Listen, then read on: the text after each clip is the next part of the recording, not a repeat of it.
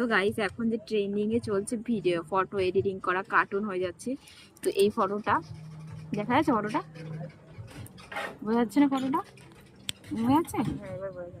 এই যে ফটোটা দেখছো তো, এই ফটোটা আমি করেছি। আমি সবার ফেসবুকে দেখি দিচ্ছে, কেউ সাপ হয়ে যাচ্ছে, কেউ বাদর হয়ে যাচ্ছে।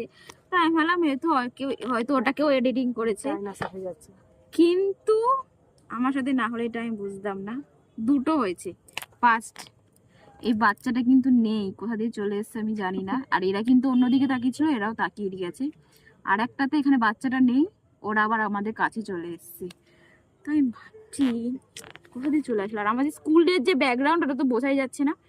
কিন্তু সবকিছু ঠিক আছে, আমার এই বাচ্চাটা কোথা দিয়ে আসলো, কার বাচ্চা? কেউ যদি একে চেনো অবশ্যই আমাকে কমেন্ট করো, আমি তার বাড়িতে দিয়ে আসবো। তো অ্যাডপ্ট করেছে লিস্ট। হ্যাঁ, আমি তো ভয় পেয়ে গেছি।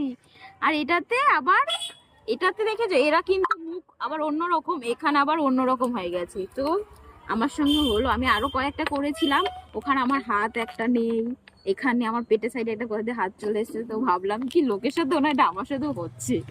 তো ভাইরাল ট্রেন্ডিং ভিডিও আমিও করে ফটো এডিট করলাম, আমার সাথে হলো।